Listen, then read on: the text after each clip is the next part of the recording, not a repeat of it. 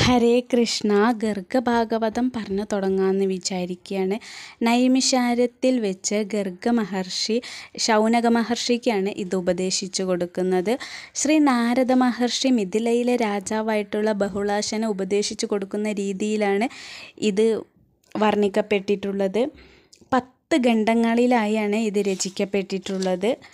ഗോലോകഖണ്ഡം, വൃന്ദാവനഖണ്ഡം, ഗിരിരാജഖണ്ഡം, മാധുര്യഖണ്ഡം, മധുരഖണ്ഡം, ദ്വാരകാഖണ്ഡം, വിശ്വജിത് ഖണ്ഡം, ബലഭദ്രഖണ്ഡം, വിജ്ഞാനഖണ്ഡം, അശ്വമേധഖണ്ഡം.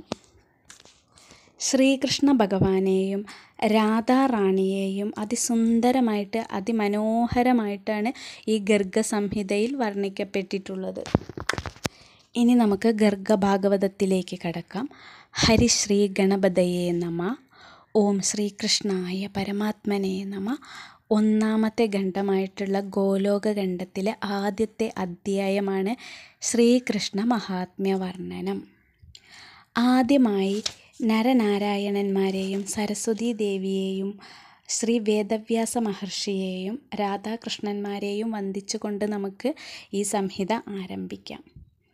നാരായണം നമസ്കൃത്യം നരം ചൈവ നരോത്തമം ദേവീം സരസ്വതീം വ്യാസം തതോ ജയമുദിരയേത്. തപ്തകാഞ്ചന ഗൗരാംഗേ രാധേ വൃന്ദാവനേശ്വരി വൃഷഭാനുസുതേ ദേവി പ്രണമാമി ഹരിപ്രിയേ.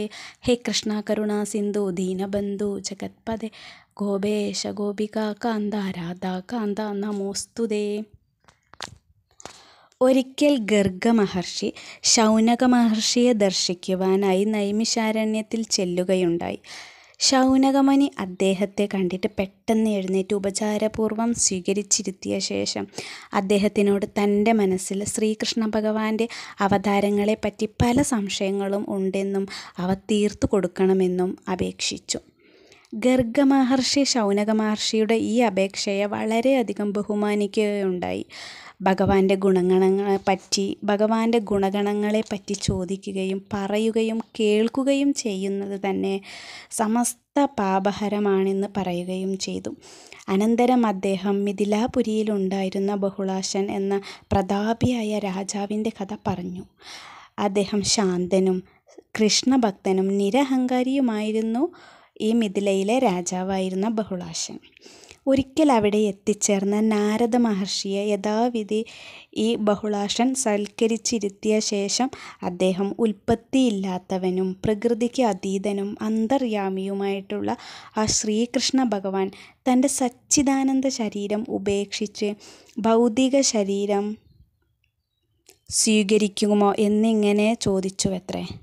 സാധു സംരക്ഷണത്തിനായി ഭഗവാൻ അവതാരങ്ങൾ സ്വീകരിക്കുന്നതായി തോന്നുന്നുവെങ്കിലും ഭഗവാൻ തൻ്റെ ചിന്മയ സ്വരൂപം ഒരിക്കലും ഉപേക്ഷിക്കുകയോ ഭൗതിക സ്വരൂപം സ്വീകരിക്കുകയോ ചെയ്യുന്നില്ലെന്നും നടന്മാർ സ്വയം മോഹിതരാകാതെ കാണികളെ മോഹിപ്പിക്കുന്നത് പോലെയാണിതെന്നുമായിരുന്നു നാരദ മഹർഷി മറുപടി പറഞ്ഞത്. സാധു സംരക്ഷണത്തിനായി ഭഗവാൻ അംശം, അംശാംശം, ശക്ത്യാവേശം, കല, പൂർണ്ണം, പരിപൂർണതമം എന്നിങ്ങനെ 6 വിധം അവതാരങ്ങൾ സ്വീകരിക്കുന്നുവെന്നും ശ്രീകൃഷ്ണ ഭഗവാന്റേത് പരിപൂർണതമം ആണെന്നും നാരദ മഹർഷി അരുളി ചെയ്തു. മിഥിലയിലെ രാജാവിൻ്റെ അടുത്താണ് കേട്ടോ നാരദ മഹർഷി ഇത് പറയുന്നത്. മരീചി മുതലായവർ അംശാംശവും കപില മഹർഷി കൂർമ്മം എന്നിവർ കലാവതാരവും പരശുരാമൻ ശക്ത്യാവേശ അവതാരവും നരസിംഹ അവതാരം, ശ്രീരാമ അവതാരം, ശ്രീഹരി, ശ്രീ മഹാവിഷ്ണു, യജ്ഞനാരായണൻ, നരനാരായണന്മാർ എന്നിവർ പൂർണ്ണ അവതാരങ്ങളും ശ്രീകൃഷ്ണൻ പരിപൂർണനുമാണ്. അസംഖ്യം ബ്രഹ്മാണ്ടങ്ങളുടെ അധിപതിയായ ശ്രീകൃഷ്ണ ഭഗവാൻ വൈകുണ്ഠത്തിലെ ഗോലോക വൃന്ദാവനത്തിൽ വസിക്കുന്നു.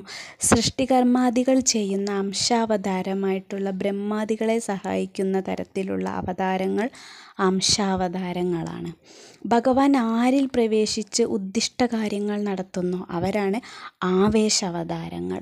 യുഗങ്ങൾ തോറും അവതരിച്ച് യുഗധർമ്മം അനുസരിച്ച് ധർമ്മസ്ഥാപനം നടത്തി തിരോഭവിക്കുന്നവരാണ് കഥാവതാരങ്ങൾ. വസുദേവൻ, സംകർഷണൻ, പ്രദ്യുത്മനൻ, അനിരുദ്ധൻ എന്നിവരടങ്ങുന്ന ചതുർവ്യൂഹം അത്തരത്തിലുള്ളതാണ്. പരിപൂർണതമം എന്ന തരത്തിലുള്ള അവതാരം ശ്രീകൃഷ്ണ ഭഗവാൻ മാത്രമാണ്. ശ്രീകൃഷ്ണൻ ഒരു കാര്യത്തിനു വേണ്ടി അവതരിച്ച് അനേക കാര്യങ്ങൾ നിർവഹിക്കുകയുണ്ടായി. ശ്രീ നാരദ മഹർഷി ഇത്രയും പറഞ്ഞതു കേട്ട ബഹുളാശൻ ഭക്തിയാവേശം മുഴുത്ത് രോമാഞ്ചമുണ്ടായി. നാരദ മഹർഷിയെടുത്ത് വീണ്ടും ശ്രീകൃഷ്ണ കഥകളെ പറ്റി ചോദിക്കുകയാണ്. എപ്പോഴാണ് തനിക്ക് ഭഗവാനെ കൺമുന്നിൽ കാണാൻ കഴിയുക എന്നും ചോദിച്ചു. ദ്വാരകയിൽ വസിക്കുന്ന അവസരത്തിൽ ഭഗവാൻ ശ്രീകൃഷ്ണൻ ബഹുളാശനെയും ശ്രുതദേവൻ എന്ന ഭക്തനെയും അനുഗ്രഹിക്കുവാൻ നിശ്ചയമായും എഴുന്നള്ളുമെന്നും ശ്രീ നാരദ മഹർഷി ബഹുളാശൻ്റെ അടുത്ത് പറയുന്നതോടുകൂടിയാണ് ഗോലോകഖണ്ഡത്തിലെ 1-ാമത്തെ അധ്യായമായിട്ടുള്ള ശ്രീകൃഷ്ണ മഹാത്മ്യ വർണ്ണനം അവസാനിക്കുന്നത്. ഹരേ കൃഷ്ണ.